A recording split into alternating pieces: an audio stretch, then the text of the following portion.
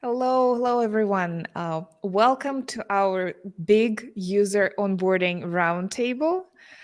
It's an amazing crowd of experts and SaaS practitioners we have here today.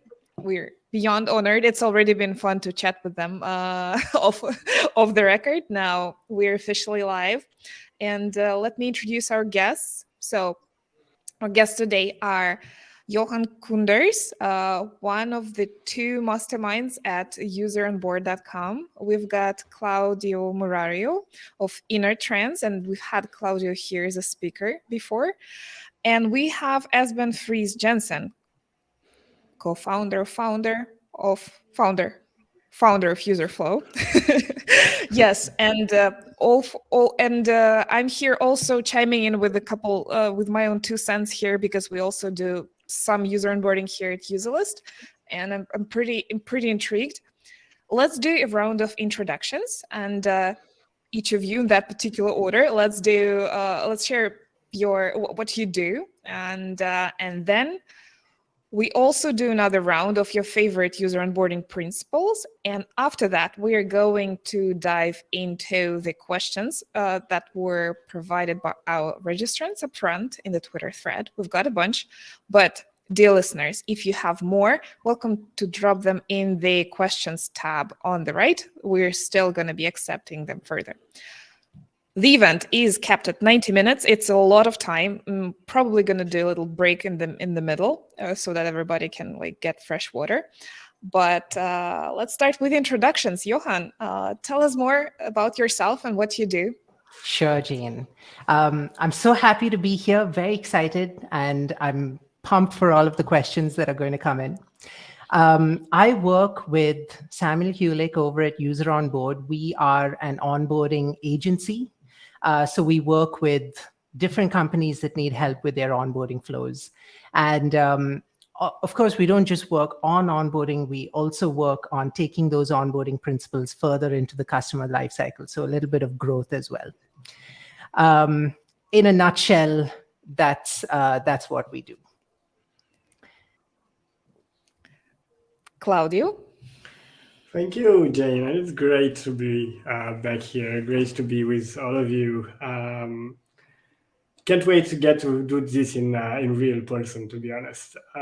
Okay, so my name is Claudio Murario. I'm a co-founder of Inner Trends. Inner Trends is a product analytics solution that offers pre-built reports for very specific problems. And I think one of the biggest problem, or not I think, I know that one of the biggest problems we address is the onboarding process. So we work a lot with algorithms on analyzing the onboarding process for SaaS businesses, mostly B2B, but also B2C. Yes, we were supposed to be meeting this spring in Greece if it weren't for the world crumbling down, but maybe sometime later. Yes. Can't wait. Yeah. Esben, what about you? What do you do with Userflow? Yeah, no, I can introduce myself. So yeah, as mentioned, I'm one of the founders of Userflow, and I manage all the growth there as well. So the growth part of the business. Userflow is basically a no-code builder for building in-app onboarding. So you can build product tours, checklists, surveys, etc. Inside your product to better onboard your customers, either as part of a free trial or post-purchase. So that's what we do. Amazing. Dear guests, if you feel like chiming in and introducing yourself and where you're from, you're welcome. We have unusually high attendance today because I guess all guests did their promotion well. Thank you very much. We really have a lot of people joining live today, and I'm really excited. So, Johan, please tell us about your framework of value paths and everything else you do. One do and one don't. What would be your recommendation for a SaaS business? What do you preach as an expert? Okay, our big do is that we think of user onboarding as a single flow. So we define a starting point, we define a resulting point, and everything that's in between those 2 points is your user onboarding flow. I could go into the benefits of treating it in this way, but I'm sure it'll come up as we cover questions. The don't that I'd like to share, however, is one thing that's definitely a don't is to think of your onboarding as just a feature tour or something you slap on top of your product after it's all built out, kind of an afterthought. We still see a lot of that. And that's our big don't. Onboard towards an outcome, think about the outcome and let that guide the flow rather than just thinking about it as an afterthought. Words of wisdom, absolutely. Claudio, based on, so as you run analytics, you have your hands on data. What are your biggest learnings when it comes to user onboarding? Well, we are very strict on how we define the user onboarding. And I love it how aligned is it with what Johan said, because when you analyze it, a good definition of user onboarding is more than half of the job. So we define the user onboarding as the process that people go through from creating an account to experiencing the promise of your business for the first time. That's the end goal. That's the outcome that Johan was talking about. So when you look at it like that, you'll see that a lot of it will fall into place. Basically, the question is, how many of my users get to experience the promise that we are making them? So that's on the do part. On the don't part is we see a lot of companies that optimize or try to fix problems that don't exist, either through guides or email sequences or all sorts of strategies, and almost never tackle the big problems because they are not aware of them.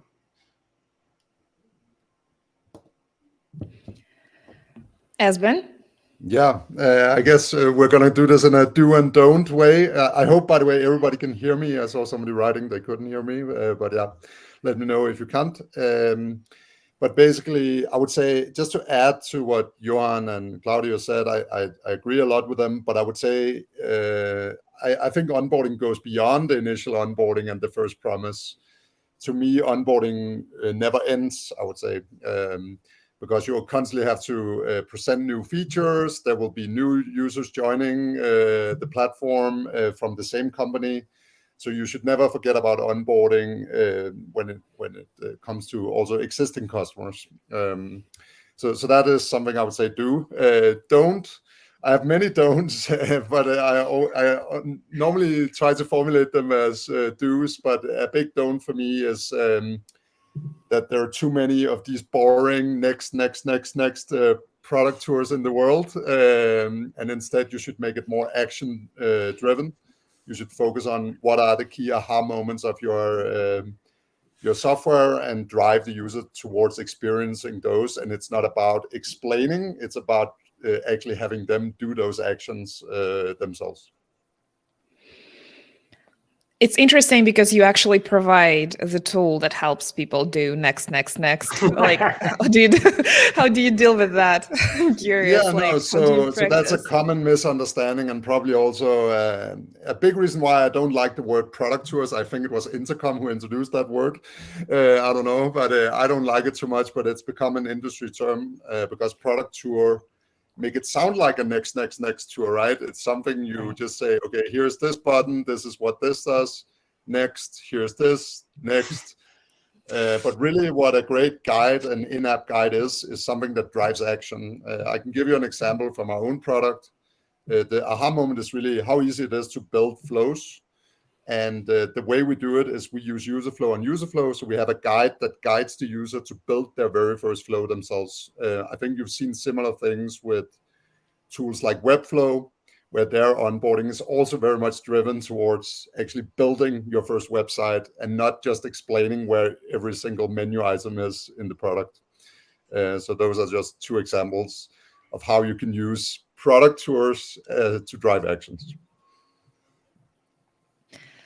On my side, I'm also chiming in with one do and one don't. And Userlist, being an email service provider and email automation platform, what we struggle with is implementation. And my advice is for implementation, always start with segments, because it's that solution to chicken and the egg problem between like what data you need and how you deploy the data for email automation and everything.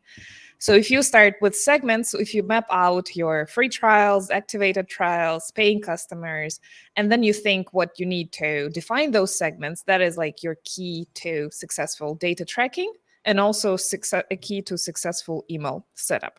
And this is not obvious. I think we actually arrived at this ourselves only not so long ago, because we've also struggled how to explain to our customers what they should do. Segments are likely the key to the problem. And don't forget that users operate as part of companies and accounts. Like, none of them is a single person actor. That opens a whole can of worms of account level data and everything else we talk about here. But just don't forget about that. That's already going to be something. So with that in mind, let's start with the questions that our guests piled up today. And the first question, and by the way, there is a document for the guests, for the experts that I shared in the moderators tab, if you want to have a heads up. First question is from Shayla Price, a content strategist building Primostats. How can marketers incorporate user-specific data into the onboarding process? I have a feeling that Claudio is going to pick up that first. And there's another question from Buildable. What is the most unique and interesting use of personalized data points gathered from user onboarding? I'm assuming for user onboarding, vice versa. So both related to data. So Claudio, your first take. Yes. Yeah. So incorporating user-specific data in the onboarding process. Very few companies actually do that. So as I mentioned in the beginning, we look at the onboarding flow starting from creating an account to getting to experience the promise of the product for the first time. And that promise is unique. There are not multiple promises. There is one promise of your product. How do we get people there? But how people get to the promise is kind of unique almost for every user. The problem they got to your website was unique to them. The way they responded to your marketing materials is unique to them. So let's tackle the questions directly. The easiest way to incorporate user-specific data is to collect it through a form upfront. Simply asking, what are you trying to achieve today?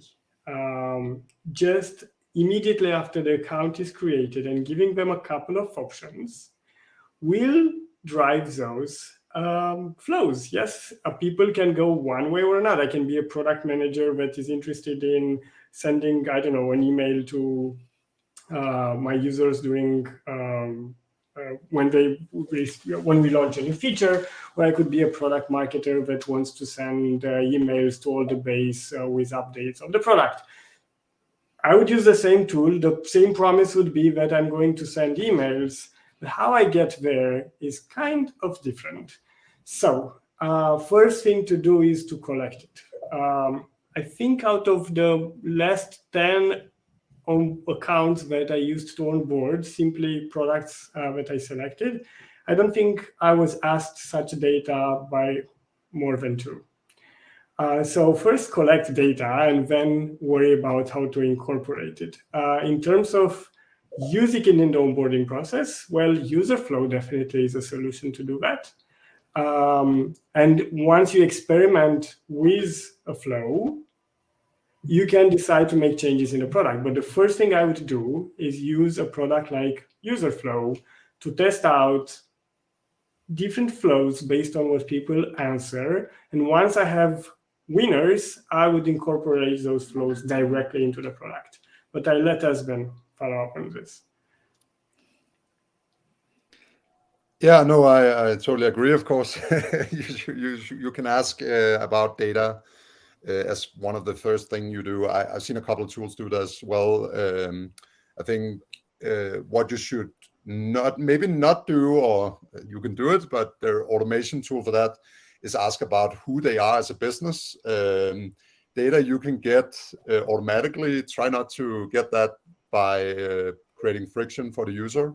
Rather focus on maybe the use case, what they're looking for, so you can drive actions based on that. And that can, of course, then drive in-app onboarding or email onboarding, depending on what they answer. So that's definitely a good way. I would say another thing you can do, but that's a more sophisticated use case, is to use usage data, right? Look at what they're doing, but that's a more kind of next level kind of thing. So I think it's always good to start simple and start with just asking what is your use case, basically, and then do the onboarding accordingly. I'm glad that you mentioned use cases, because it's Johan's and Samuel's framework to approach everything from the use case perspective, not from like company roles or whatever labels we have for them, right? Right. So tell us more, please. No, it's not, yeah. Right. The easiest way. So Claudio touched a little bit on, like how you can take this to the next level, ultimately incorporating what the job is into the product. And that would be more on the segmented onboarding side of the spectrum. But on this side of the spectrum, really easy ways that you can show users that you're listening to them. Of course, I agree, Claudio. First, you have to ask before you can do this. But once you ask, a really easy way to show users that you're listening is with microcopy. So in-app copy, button copy, very under-leveraged tools. Just changing the button copy. So instead of saying continue, to say to have it be more benefit oriented. Claudio, you mentioned what are they here to achieve? The use case, focusing on that use case and having it show up in multiple points throughout the onboarding experience. So if you're on a sign up page, have a relevant testimonial there. Button copy, instead of saying continue, say start your use case. This is not real. Get your use case started now. Powerful ways to speak to the reason that they're there. Yes, and I just want to add something here, because I want to go into the next question. What is the most unique and interesting use of personalized data points? And it takes to microcopy. I've seen that done by social. It's a SaaS product for managing social media platforms. So where you schedule posts on different networks.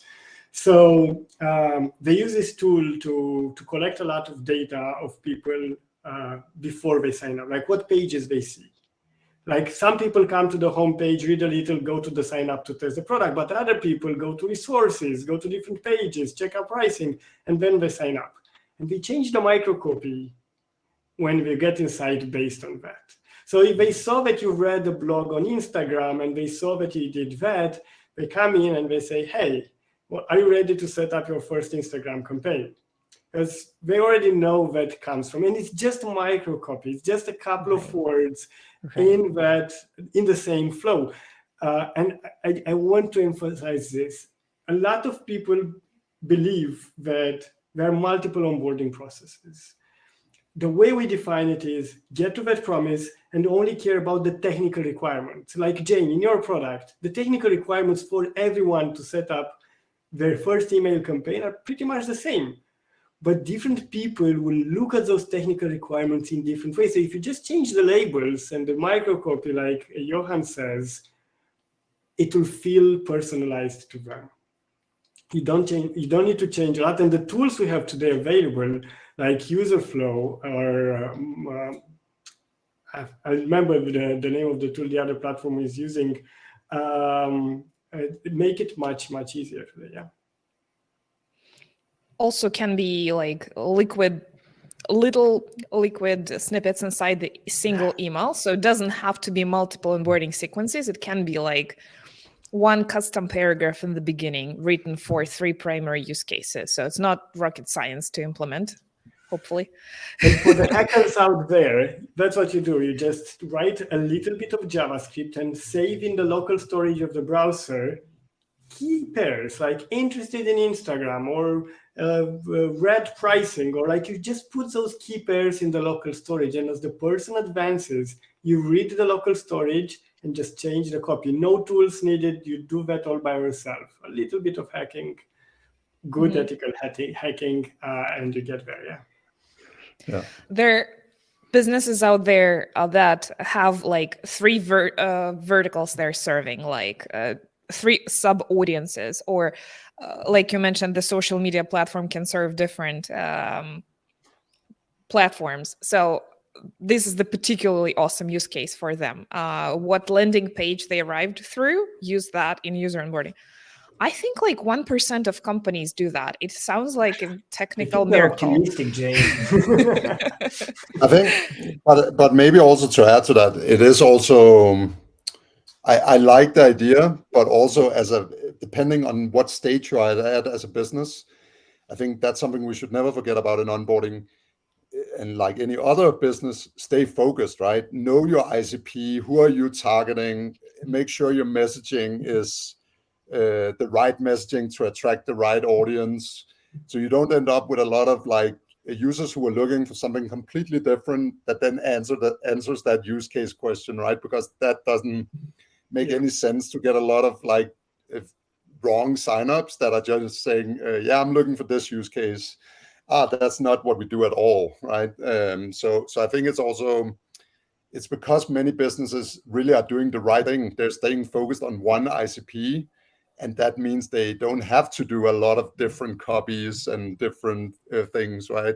But as your business grows and you become more sophisticated, you can start adding these like additional personalized copies that helps address the right use cases. I think another 2 things I just want to mention is use case pages. Those are very popular. I think they're really great, actually. People can look at them and see, okay, you can attract a certain audience depending on the right use case, like have landing pages that basically speaks to that use case. And then there are more sophisticated tools such as Mutiny, where you can actually change your entire landing page depending on who the user is. Though I haven't tried it myself, but I've seen it in action. Yeah. That's the tool that platform was using, and I forgot the name of it. So yes, it's Mutiny. And I think you're perfectly right.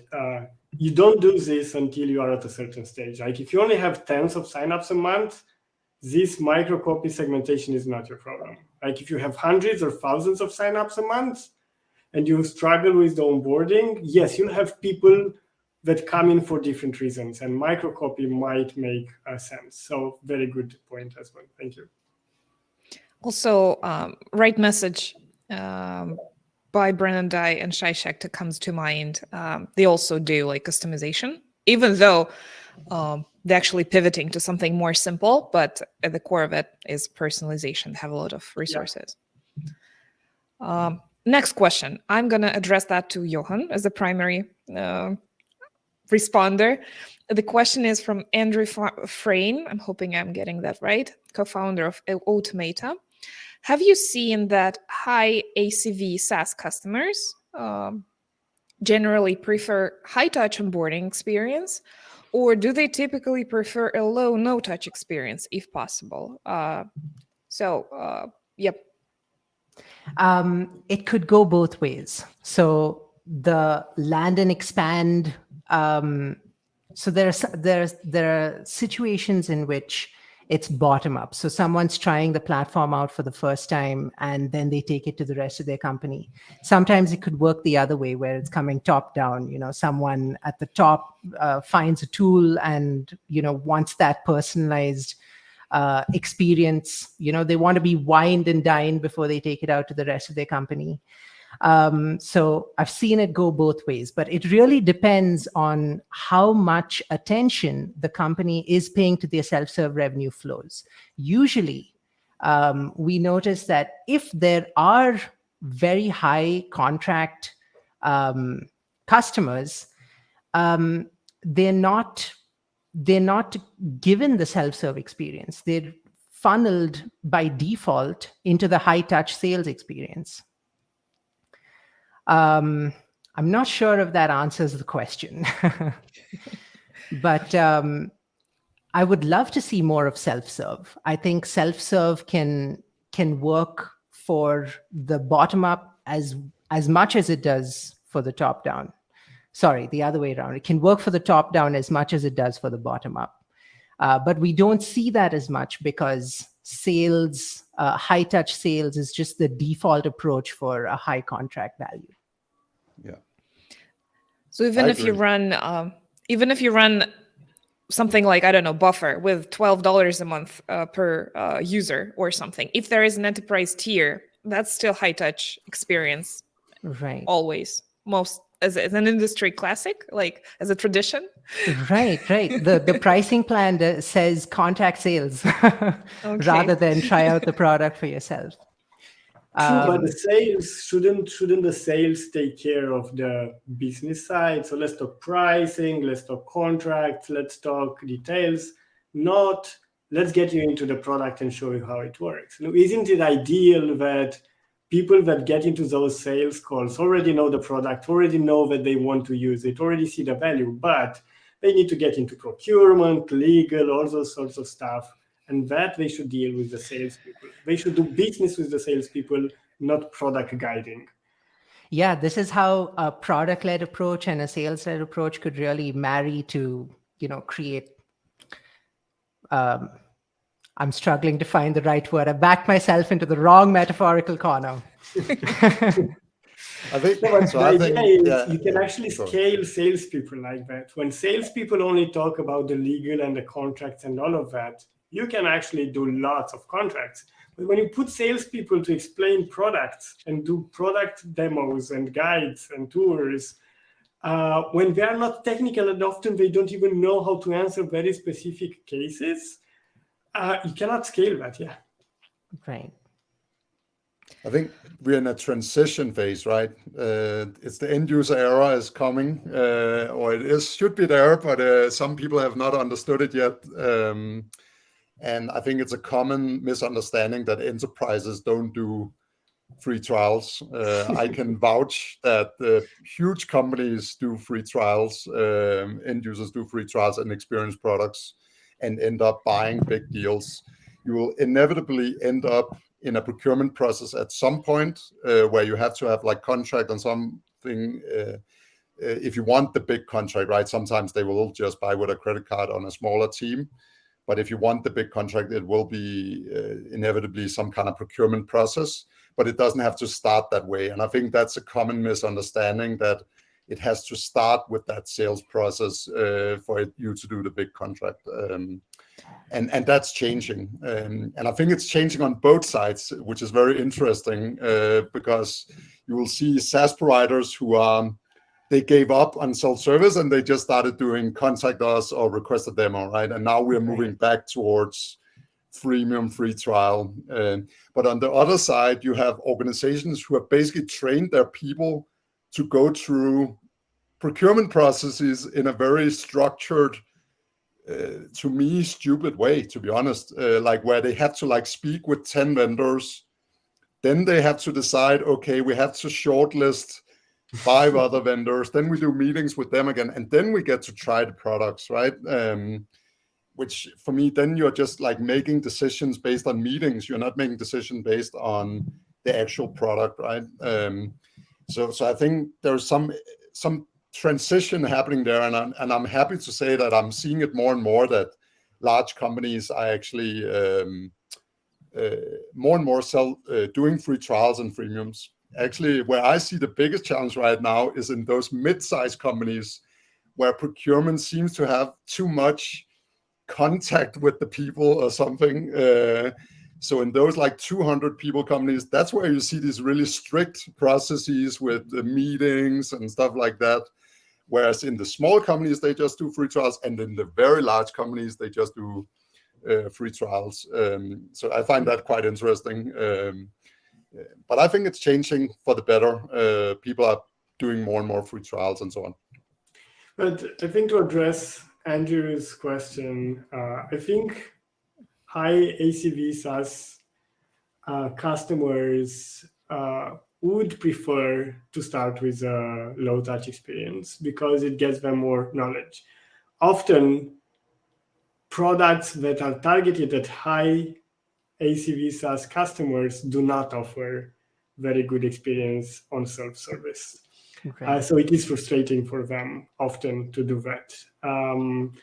And yeah, I think that's where the shift is today. Yes, let's hire product managers. Let's hire people focused on onboarding. Let's make our product more self-service, even in the high SaaS, high ACV customers. Yeah. I'm curious, a question from me for all of you. What companies are doing it well, or where can we go to read more when it comes to training big teams? So actually like helping them get on board, not in the sales procurement kind of way, but in the product kind of way. Let's imagine you have your SaaS with a relatively low check, and then you've got like an enterprise team coming along with 500 users. What can a founder do to get them all effectively started? Not a founder. So, I mean, SaaS company would be correct. Hope it's not a founder. so where do So do you mean how do you get everybody on the team, on the customer side involved, or what do you mean exactly? Just make them successful. Do you think that they require additional effort to make them successful, or they can all get inside the product and see your product tour and they'll be fine? Sort I of. think you can always make a mixture between low touch and high touch if they prefer to get high touch at some point, right? The best thing you can do, in my view, is to create really strong champions who are also willing to educate the rest of the team on the platform, right? If you can do that, then that's much more effective, I think, than you having to train all the people, right? So yeah, I think onboarding the first customer is this, like onboarding like 10 next users. You should also focus on that. As I said, onboarding never ends, right? It's not you onboard the first person and that's it. You have to onboard every single new user who joins your platform, basically, in some way or the other. I hope that addresses the question. I'm not sure I followed it. The championship aspect is really cool. Like if you can identify champions, that'd be great. Right. Claudio? Or Johan? Sorry. you go first, Claudio. So yeah, I'm also a true believer in the champion, but it's not just a word you should be using. You should actually have somebody, like you should identify when you have a champion. You should know when you have a champion, and there should be very clear milestones for when that person becomes a champion. You should have that in your data. So there should be a report somewhere. How many of my accounts have champions, and what is that definition of a champion? I think that's very important and not an easy discussion to have. So if you put all your company at the same table and let's define a champion, you'll see it's not easy to get that to that common definition, but I think it is critical to get there. Without that champion, what I think often happens, and we've seen that even in our customers, there will be conflict. You can get to conflicting situations between people that use the same tool. And the last thing you want your tool to generate is conflict between the people you sell to. And it's so easy to get there. Like I'm sending email campaigns and my email campaigns have an open rate, or like, let's not, I don't know, it's a CRM, yes? And in the CRM, I have the list created in a certain way, and another user has in another certain way, and he's destroying my data. And then they get into a conflict between them. And your tool enables that. Yeah, like you should have known better, and you should have guided those people to work together, not against each other. But that is difficult. That's not easy. I'm glad you went first, Claudio, because you shone a light on how this is a process. And there are definitions, milestones, alignment that needs to happen. You know, there are process workflow questions that you need to address before you even begin. And I can just skip straight to the good part and say there's a tool that comes to mind that helps you do this called Rocket Lane.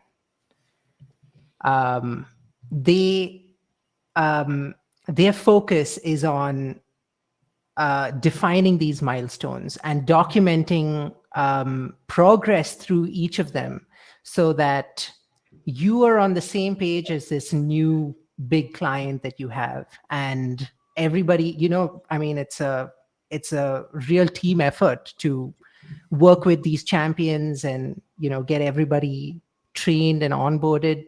And this is a tool that could help. Yeah.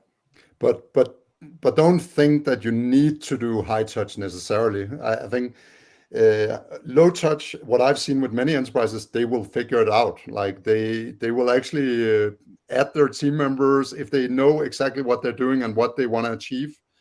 A lot of these teams are very professional and they have very clear paths to what they want to do. So they were just looking for the right tool to do it. And now they have it, and now they're just going to do their thing, right? And they were going to ask questions on the support when needed and so on. So don't think that you need to force them through some kind of high touch process. I think that's we've had too much of that in the SaaS world where we force people on a high touch path. And that's not really needed, right? I think it should be an opt-in, not an opt-out. Agree, though I am going to give the example of Trends. Part of the Trends setup is setting up your tracking. And setting up a tracking, writing a tracking plan and deciding what events to track for a product manager is not easy. They would actually prefer to have high touch there, to talk to an expert, to guide them. Yeah, like it's not about an interface at all. It's about the knowledge of what goes into the interface. And that's where they would prefer high touch. But going into the reports, no, they wouldn't prefer high touch. They wouldn't prefer to go on a call to show them how to export data or how to get there. That's annoying. That's your interface not working as it should. So there are areas where if expertise not into your product, how do you call it? Expertise in a certain field is required. Having access to an expert, it's a game changer for many people. When it's just about interface, high touch is, I doubt it's ever wanted. I doubt anyone says, I don't want to navigate myself. I just want somebody to show me. No, like they say, oh, it's so frustrating. I cannot get this by myself. I need somebody now to tell me, but they cannot get it now. They'll get it tomorrow, next week, in a couple of days. It's always frustrating. I think self-serve will truly be able to replace this high-touch approach when the interface can provide this expertise, when it's baked in, when the interface is not just about the tool, but the problem as a whole. We've got a long way to go, I think, for self-serve to get there, but yeah. Well, it's a long path, definitely.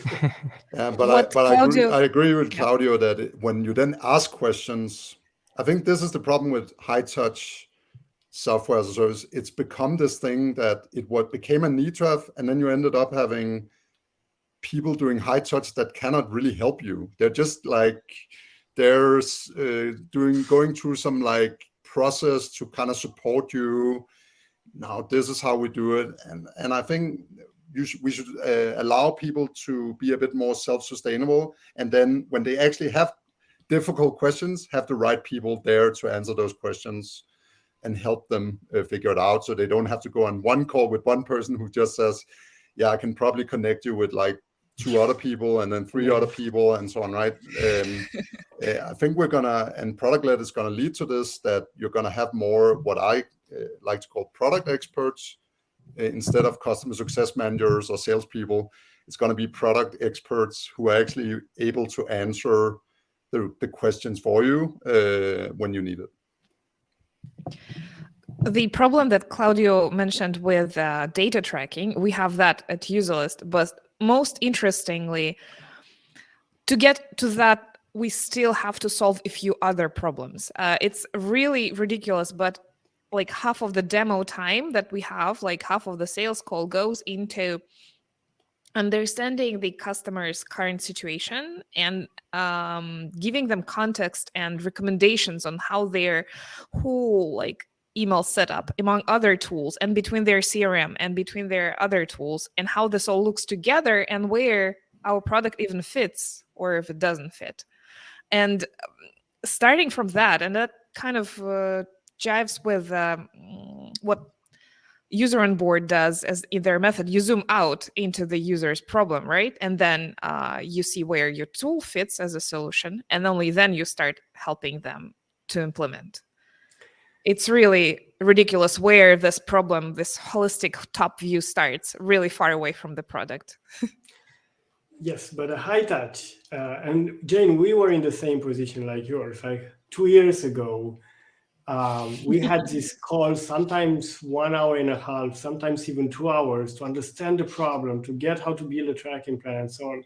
Today, we completely eliminated those because we used the high touch calls as a learning experience for us. Just like Johan said earlier, like the tools need to get to that expertise.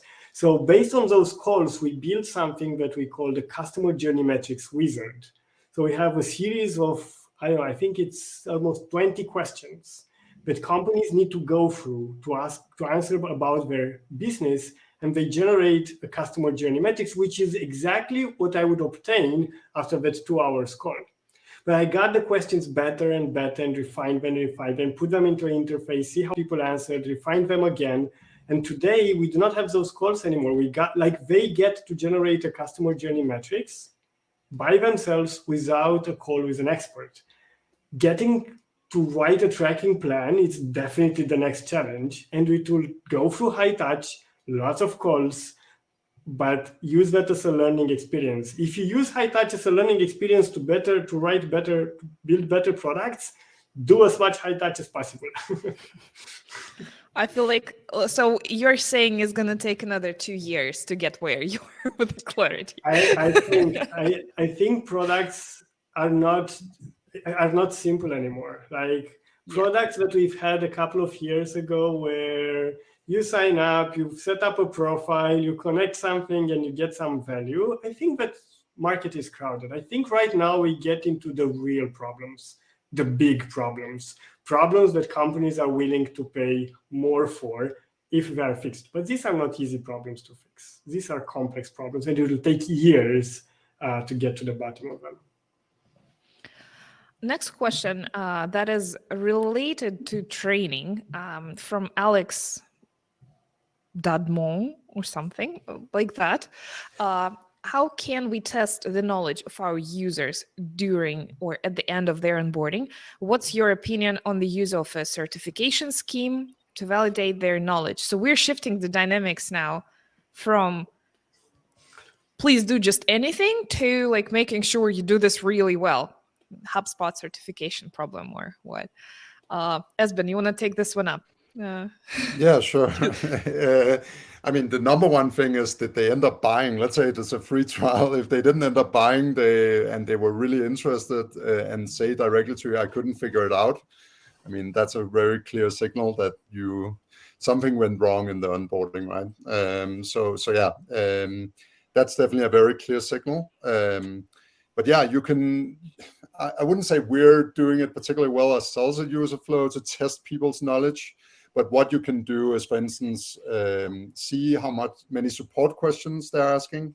You can look at other usage data, like how many X have they created, how much are they using the platform. So you can start looking at these usage metrics to see, okay, are they actually using the product, or are they still kind of at a standstill, right? Are they still at their first, in Userflow's case, are they still only built one flow and they're not gone beyond that, or they haven't launched to production yet, or these kind of things, right? You can look at whatever data is relevant to your platform for usage, look at that as a parameter for whether the users are actually using and have learned how to use the product, right? But the subtle part that's hard to do then is the people who are actually using your product, but they're maybe using it wrong. So let me give an example. Now I mentioned this next to us. You said, yeah, you can build that with Userflow. The problem is it's not very engaging. So we have seen sometimes that users churned or customers churned because they ended up saying, and when we looked at all the metrics, they were basically like, they're using the platform, everything is good, they built the flows, etc.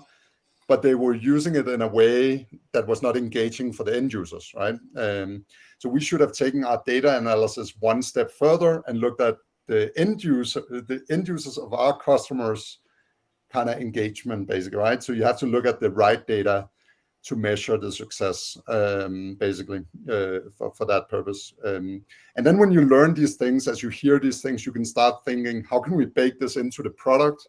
How can we make it more clear that you shouldn't build these kind of things that are gonna not make you successful?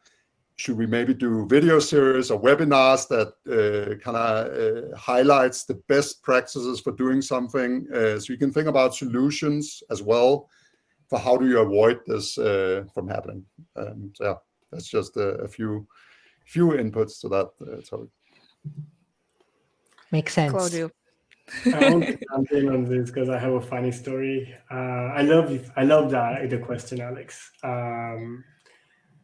So our product team decided at some point to, like, the purpose of Trends is to make you smarter from your data. And I think that's the purpose of every tool out there, is to make you better, smarter, to make you an expert, to make you to be better than you were before you were using the tool. And that's what we believed about ours. Like, we believe, hey, we give insights to companies. We need to make sure that our customers are truly smarter. So our product team started asking our customers how smarter they were. They implemented sort of a survey inside each question. So in Trends, you have this interface where you have the list of questions you want answered. You're going to, let's say, how are people converting during the onboarding process? And you would click on it and you'd get the funnel and some insights. And then a slider would come up and say, please answer the following question. Did 1,000 people finish the onboarding process, 500 or 700? So all these three numbers were on the page. And we would dynamically pull it from the page. And did they truly understand what was their onboarding rate? Or did they interpret the numbers in a wrong way? Wow. And we got, of course, a lot of feedback from that, because we saw that a lot of people didn't understand cohort reports or didn't understand many of the concepts. And that allowed us to rewrite a lot of the stuff in a way that it got better. We still have the module, and from time to time, we push it up to see that, because, yeah, we get new users, new audiences, other marketing materials, and we want to make sure they stay on top. So yeah, that's how we test the knowledge of our users. We kind of give them tests, like in school. Hey, did you get this report right? But in a friendly way. And they actually appreciate it, because when they answer and they realize it's wrong, they get the correct answer and they learn something. So even the process of the test is something to improve. So I think our product team got that really well. Yes, I think it's good to ask. It's scary. It's very scary. I probably my scariest thought as a founder is to go and ask people if they truly got value, because I'm afraid they will say that, yes. The thing I'm most afraid of is somebody saying they love my product, and when they explain it, they get it completely wrong. That would be a complete failure for me. And I'm very scared about that. I have a question, Claudio. When you say that your product has, not your product, but a product has one promise, if someone experiences your product and they love it and they're using it for something you didn't intend, wouldn't that be a case of they're using it for a different outcome than you intended? I get your question. I understand it. I'm yet to find that situation. So like, let's talk about Userlane. They are about sending emails. So the promise is to send an email. Yes, that email could be sent for different reasons. But can somebody get value from it without sending emails? Can somebody get value from user flow without building a flow? The content of the flow will always be different. But there is, for every tool, there is one action which can be abstract. I give you HubSpot. It's an example, yeah? Like in HubSpot, you can do so many things. But if you don't add a contact and you don't update a contact, can you get any value from HubSpot? Isn't that when you get to that promise? When you manage and update a contact, isn't that about what sales and marketing is all about? To take a contact to another stage? So sometimes you need to be creative about how you define things. But we do see like MOZ, like search engine optimization tools, when they have competition analysis or keyword research, where yes, some users come only for the keyword research and some other come from competition analysis. But even there, like we go back and what do you actually provide? What's your promise? A report. Yes, that report can be for anything, but you do provide a report that gives an insight. So the promise can be defined. That's how we define the promise in InnerTrends for reporting tools. Somebody that comes to view a report on a second day because they found the first time the report good enough for them to come back. That's how we would define the onboarding process for MOZ, for example. And that's the promise that we are giving. Yes, sometimes it's more difficult to define. I give you that. But we are yet to find those tools where if you don't meet that promise, you can still get value from it. Interesting. It's definitely something for me to think about. Johan. Sorry, Jane. Johan, do you often get, so you, as a consultant, I imagine you work with larger companies at times. Does it involve testing or certifying employees at the end of the onboarding process or whatever process you design for them? I don't know if Samuel has come across a situation like this, but the 3 years that I've been at User On Board, we have not helped with certifications. In Claudio's example, I had a very strong opinion about the question before I heard Claudio's answer. I was going to say no tests, no certificates. I was going to agree with Espen and say the real test is this customer paying you? So if that's the proof that your onboarding has worked, that they've given you some money to experience your product again. But Claudio's example was, he showed how a test can be on the user side rather than the business side. And I think that's really important. If the certification is for you to know something, but doesn't really help the user, or the test is for you to figure out whether they know something, but doesn't really help the user move forward in whatever they're trying to do, it's just friction. Yeah. I took this, Johan, from Avinash Kaushik, from one of his books many years ago. I remember even today when I've read that whenever you survey users, use the survey as a teaching material. Don't use the survey as a material to get data from them. Use the survey as a material to teach and then get data from them. So for people to answer the survey, they actually learn while answering the survey. Right. It's very difficult to do it like that. But if you manage, you actually get a lot of people interested to fill in the survey. Yeah, very cool. Can you recap the book that you mentioned?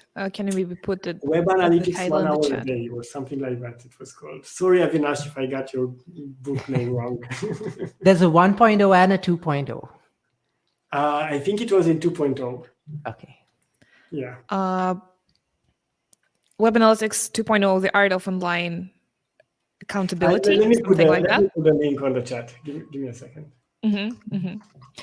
Meanwhile, let's take a 2-minute break to get everybody fresh drinks. And we have a few more interesting questions. I don't think we should call it a day just yet. So let's take a 2-minute break and then reunite.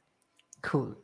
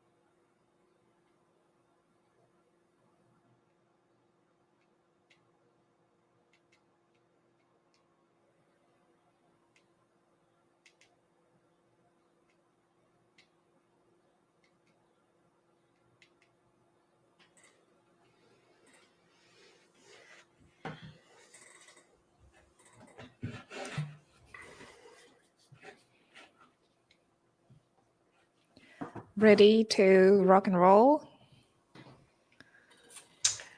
Back.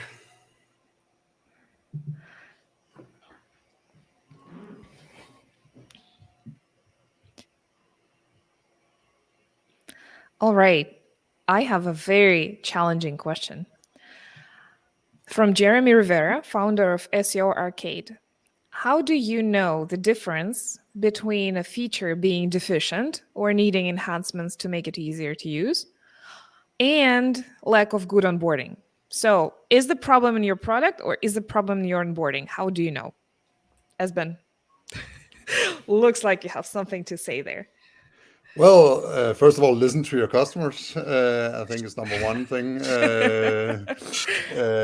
I mean, if you have a feature and customers are still asking for that feature or asking how they can solve this, it means they haven't discovered that feature. They haven't realized that feature is there in the first place and are able to use it. I've seen that many times happen, actually, more than one should expect.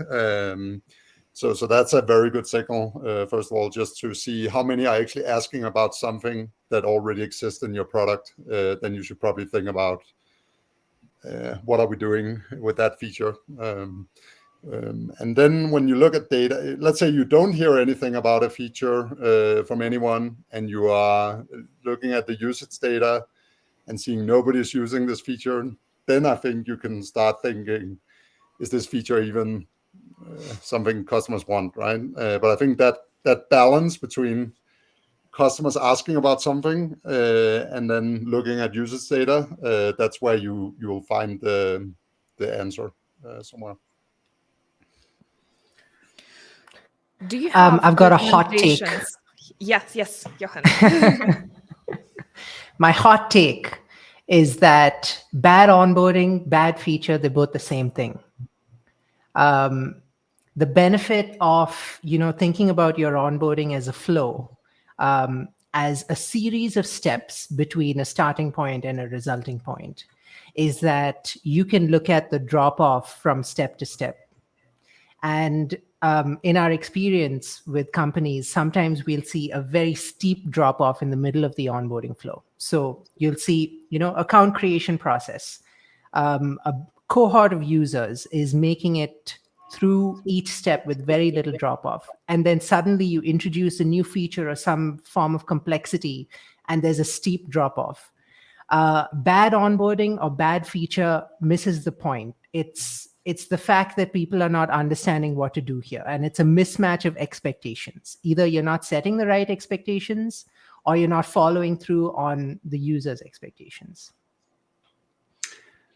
I completely agree with Johan here. And we've seen onboarding flow, onboarding funnels for hundreds of SaaS businesses. It's rarely that the problem is at one or more than two steps. It's in one place. And in that place, users interact with your product with a couple of features. So maybe that feature that you are asking about, it's never even interacted with at that onboarding step. Maybe the feature that you are wondering, people never interact with during the onboarding process, or maybe they do. But looking at the data, we have this report where we look at what are the actions that people do between onboarding steps. Let's say between adding a contact and creating a deal in a CRM. What happens in between? And we look at all the features that they use, and we map them automatically to features or actions that are specific to people that are successful, actions that are specific to people that drop off. So looking at this, you see the features that are blockers and the features that are enablers, basically making it easier to go through or making it more difficult to go through. That's how we look at it. But before looking at any feature performance, from my perspective, is look at the onboarding process, see what impacts the onboarding process.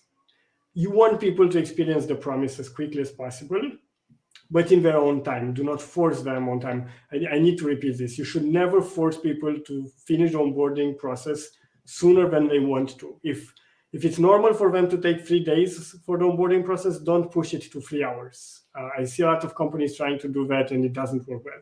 But that's a tangent. So focus on the onboarding process, see what influences people to be successful, see what gets them wrong, experiment with user guides, send email campaigns to educate, fix your onboarding process.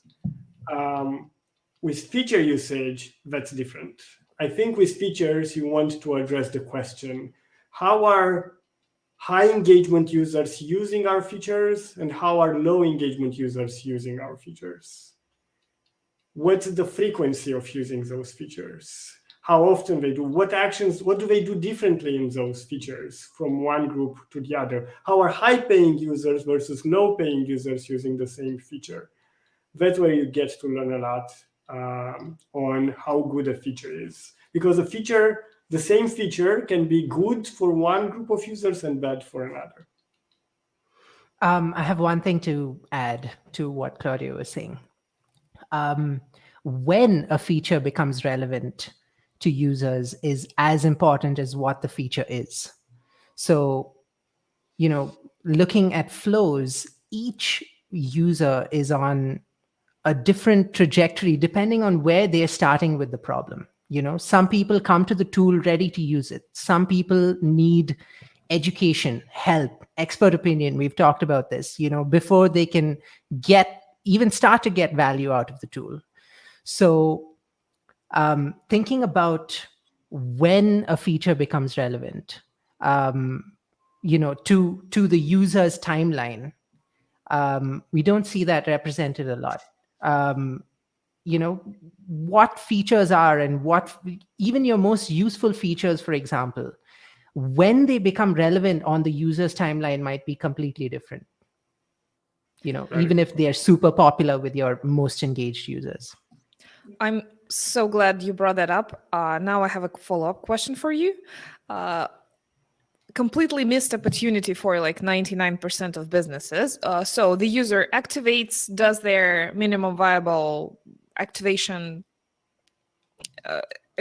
like feature usage, and then they join the paying customers, that another segment in their life cycle, and that's where everybody falls flat, don't do anything. How can we promote more advanced product usage with those paying customers? And we have the entire eternity ahead of us. It's not just like onboarding for paying customers. Our approach is when people join a paying customer segment, do send them like another campaign about advanced features that is, less pushy, more educational, spaced out in time. But that is very bare bones. Is there anything we can do better?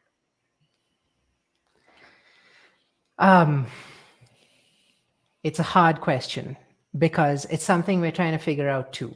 Like the blurring of the lines between onboarding and retention, especially because you lose the most number of users in that early period. Like the churn of your first 3 months is higher than, like, for a particular cohort, say 1,000 users joined, signed up or became customers in June.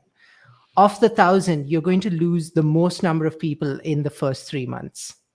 So even beyond the first use and that first payment, that first 3-month period is critical. Where our focus has been is, and I'm very curious about your take on this, Claudio, because it ties back to that question I asked about, different promises. We focus on user outcome. So the outcome that the user comes to your tool to achieve, it's not going to happen in one onboarding experience. It's not a one session thing. It's going to take time. Sometimes, that entire 3-month period. How do you, one, track that outcome has occurred? And two, once you said that is your resulting point, so really zoom out and expand. We talked about starting point and resulting point. So instead of your resulting point being value at the end of the first session, what if your resulting point was value at the end of 3 months? So it's the principles are the same because you're still looking at a process between starting point and resulting point. It's just that the scope of it has changed. And the resulting point is very focused on what users have come to your product to do. Yeah. Actually, this ties to a discussion I had with Esben some time ago on definitions of aha moments, wow moments, which I remember I said it in a very strong way to Esben. I don't like them or anything like that. But yes, when we look at that promise, we see that as a first step only. People that don't experience the promise of your product cannot share with a peer of theirs, with a friend, what your product does. They do it only from marketing materials. They don't do it from experience. So that's just a step. You cannot get to value if you don't do that step. It's not possible, but it's not enough. It's not why you came to the product. That outcome you are talking about, that might come in 3 months or in 1 week or much later, that's what you care about. Right. That's the big end point. That's where people will pay. All the people that are onboarded are not going to pay according to our definition. They just know how your product works and can start making a decision what it takes to get to that point. Right. But it's their journey. It's them doing it. You just need to enable it to them. And I think it works like in politics. I love politics from this perspective. So in politics, when there are elections, there are people that will always vote with the candidate regardless what he does, and people that will never vote with that candidate regardless of what he does. And all those are small percentages. And then in the middle are the undecided. I think it works the same for us. There are people who know what they want, they will communicate, and they will fight for it. They will send emails to you, they will track you over social media, they will reach out to you. I want to get there and I want to get with your tool, help me. Very easy to address. Then there are the pesky users who only complain about it, like why did you create an account in the first place? What's the deal? But again, they're a minority. The big problem is in the middle, where they don't know. And that's where the challenge is. How do we communicate it to them if they themselves don't know it? They are undecided. They need a push. And that's where marketing, like amazing product marketers manage to do that, to communicate in a way that enables people, that makes them to get on the decided part of the stick. Okay, so yes, I'm going to use this tool to do that. And we see that a lot even with Innotrend. Like they come and they say, I want a product analytics tool and I think your approach is really great. I'm going to use it. But for me, it's, yeah, but what do you want to improve? And they don't want to say, they don't want to share that.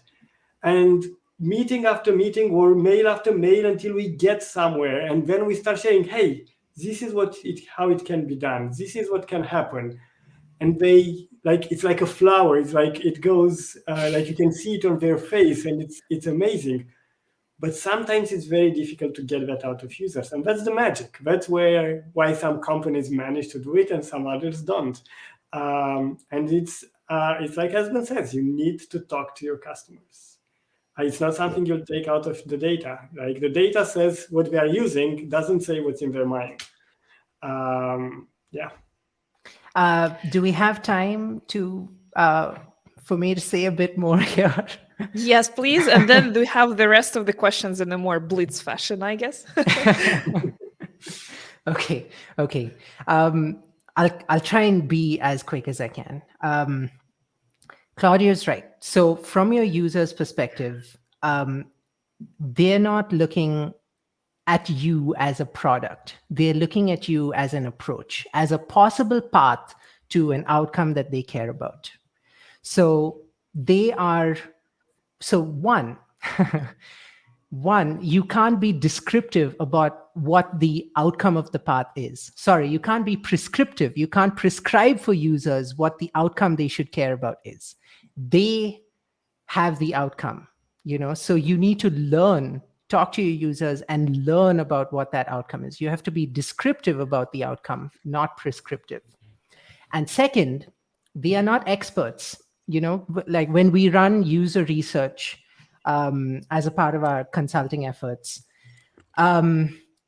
people So we ask them about their resulting point and what they're interested in, why they're using the tool, what they want to achieve.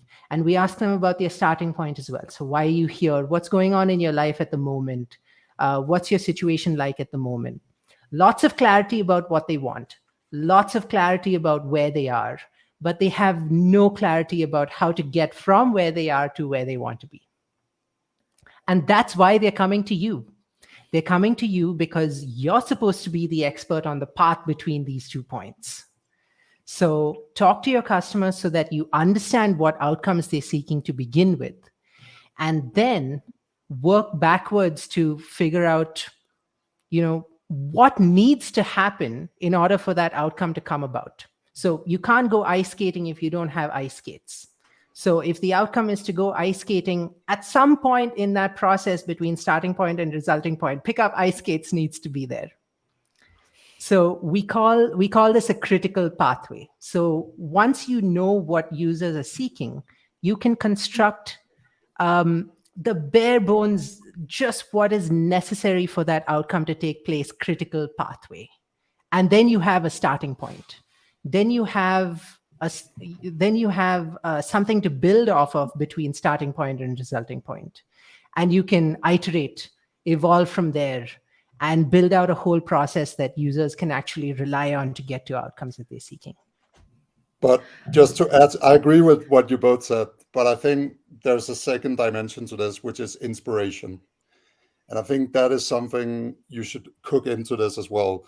Yes, somebody comes to you with a certain outcome in mind and so on, but they often also come because they want to do what everybody else is doing, right? Like, how are they achieving this? How are those guys doing better than I am?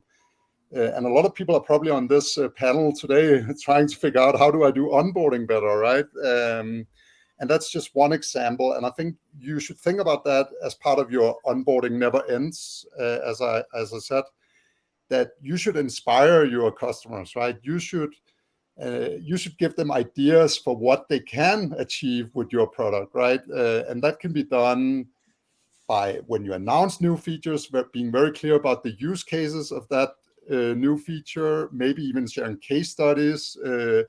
At Userflow, we try to always build something ourselves using that feature, because we use Userflow on Userflow, so we have an advantage there. Userlist could probably do something similar.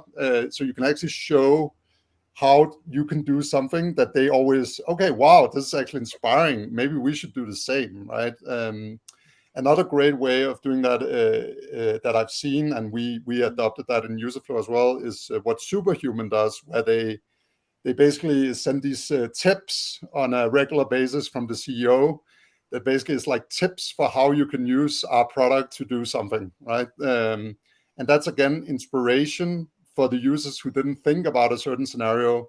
And sometimes those tips will lead to pro features or whatever it is your outcome as a vendor is, right? But in the end, it also helps the customer. So I think inspiration is another important dimension to all this. I think Claudio mentioned that, just in a different wording, that like great marketers can do that to a customer, let them come decided and inspired to the product. Yeah, sure. It's all insane. I think amazing products change the outcomes of the users and make them bigger. That's when amazing. Like, I come to fix my onboarding process, and I realize I can fix my retention as well. I realize I can fix engagement as well. Okay, I'm going to set a bigger outcome. I think that's what amazing products do. I wanted to mention that because it is very meta. Part of the reason why me and Claudio and Esben and Johan are here, because user onboarding is a very clear outcome and a hot word and an industry popular thing that everybody cares about. This is the top outcome for Userlist, for InnoTrends, for Userflow, and for consulting efforts of Johan and Samuel, because it's the most obvious and clear thing they want to achieve with our products. There's so much more beyond that, but we don't talk about it. We just want to get to that first minimum outcome, get them set up their first onboarding campaign, whatever that means. And then there's so much more that we can inspire them to do down the road. We have a ton of awesome questions. Let's do them quickly. One of them From Chris Willow of Service Provider Pro and Armando, they ask a similar thing. When onboarding depends on a certain step to be completed, how many times can you really remind a user to complete it before moving on? So like, how persistent should you be with your emails? Try to do it yourself. Go do that step. Like so few companies try to onboard themselves their own product. Go do it yourself and then read the emails you receive, and you'll see when it is enough. It's you'll feel it on your screen. It's you'll see how annoying you are when you are annoying. Same for lead nurture, by the way. Same for lead Yes. nurture. Yes. The same. Email is amazing at recovery, but it's not going to fix all your problems. Email has an open rate, which is not 100%. And then there is a click rate, which is not 100%. So with email, you get to recover some users. Fix problems in your product so you rely on emails less. Sorry, use a link for saying this, but use emails to learn more and more and more. I know a company sent 80 emails during the onboarding process. Only 2 of them had a positive influence. 78 of them made no difference. And they worked 6 months to set them up. So yeah, do it right. I have a technique to share. We call the technique wrapping it in a meatball. It's like how if you're trying to feed your dog a pill, you give it the pill, it's not going to eat it. It's the hardest thing to do, but you wrap the pill in a meatball and it goes down like that. So if you have something that users need to complete, and all the caveats that Claudio mentioned hold, do it right. But one technique to help is to wrap the thing that you want them to do in the thing that they care about. Wrap it in a meatball. And that's how you do it right. And you might have more success. Definitely. And this is how like a tip to achieve something can lead to product feature usage secretly. Not secretly. Question from Santiago Gonzalez. How can we find those user expectations for that first visit? And I'm assuming maybe first session or whatever they came for. How Speak can with we your find customers. or how can we set? How can we figure out? Yeah, you need to speak with your customers. You need to understand what problem you're solving, how you're solving it, what your strengths, and then focus on that. I think in that early stage, that's what you need to do.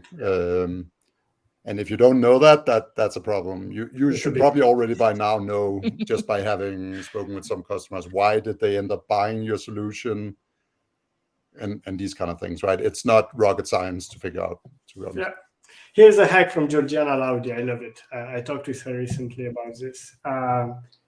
You start with asking with an open-ended question. Why did you come here? Not a lot of people will answer, but you'll get answers. And you'll start to figure it out. After you get enough answers, you push it to a closed-ended question, like a radio button. Yeah, why did you come here? And you give them the options. And people will start to vote on the options that are higher. Yes, it will decrease your conversion rate. Yes, you'll get fewer accounts, but you'll get knowledge. Once you fix that, you remove it and you focus on those. And your conversion rate will go up again. So in order to go faster, you need to first go slower, but collect that data. Mm-hmm. If you start, question from Maggie Erber. If you start with a new product, what should be the very first minimum of user onboarding you would recommend? Very vague. Talk to your customers. Welcome. I would do like some kind of welcome flow that guides the user get them to the key aha moment. Like what is the key thing of your product that you want them to experience? Whatever it is your product does.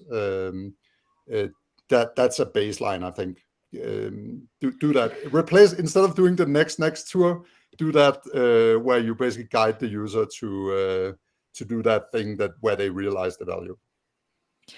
When it comes to MVP user email onboarding, there will be things that you as a customer success person are checking on the account. Let's say, how many users are they tracking? If that's 0, I'm going to send them an invite to schedule a call with our technical team. In another 5 days, we check, as humans, we check, are they sending anything? If they don't send anything, we invite them to book a strategy call.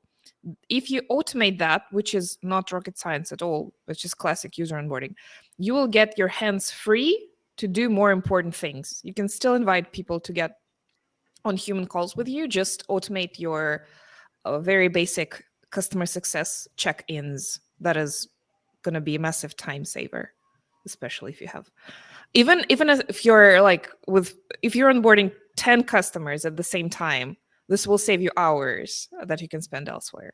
So our recommendation. Josh Clark, if you have a top-down, high-touch onboarding, what do you recommend in the scenario where the customer users are busy and struggle to see the value? These are like a busy user that doesn't see the value. Good luck. High touch. So this is a sales question? Well, that is the question, but yeah, Yes, that's what we have in the question. Let's decipher it. Yeah, is it a sales process? So did they already decided to create an account and buy your product? Was the decision already made and now they need to get to value? Josh Clark is stakeholder buys it, and then there is high touch onboarding for other folks. Oh, that situation. Okay, I'm going to quickly jump on this. I never like to not have the user or the product in the decision making. So talking with the stakeholder that's going to buy and then get to the user after that happened, I don't know how to deal with that. I don't deal with that. The idea is we talk with the user, convince the user of the value of the product, make him a champion to the stakeholder to buy the product. And I think you don't have this problem when you do it like that. But I do imagine that your case happens. I don't have any experience on it. It's about it. This is classic sales, right? Re-engage the stakeholder to make sure that that person is driving progress. Because if the stakeholder just bought and then said, yeah, the users will figure it out and they are not doing anything, then re-engage the stakeholder and make sure that the users understand the priority of getting this done, basically. So yeah, I think it's fine if you're seeing like no adoption after purchase, that you reach out to the stakeholders to kind of ask, okay, I'm not seeing any progress here. What's the plan, or do you have a plan, right? Because then you can, if they don't get engaged, you're likely to lose that customer on the renewal. So yeah, I think that's important. Yeah. Re-engaging the stakeholder is a great tip for these occasions. We're mostly done with the questions. There is one from Katarina, our customer advocate, and she's asking if other people have a collection of like inspiring onboarding emails or other things, not just emails, or just her, and if you're maybe willing to share that or any other resources to go and get inspiration from. Doesn't UserList have a repo of that? Not a repo, no. We're just no. Okay. No, I think we're all winging it sometimes, right? Trying to build a good email copy is hard. I would always look at other tools you're using and see what they're doing and get inspiration from that. I don't have an archive or repo myself for these kind of things, but yeah, I get a lot of inspiration from what others are doing, other tools and so on, and try to basically do it like that. There is a repository of UX onboarding flows that I love to use when I have like a UX project. It's called Page Flows. And there's a fellow project called Inbox Flows. It's not necessarily for SaaS, but it's a great repository, which is run by people for the sake of repository, not for their own SaaS, like meaning that's their job to do this. So it's a high quality resource. I'm recommending both. Page Nice. flows is great for seeing what your competitors do for user onboarding. You can just watch the recording instead of having to sign up yourself, which is a massive time saver. I should get an affiliate discount.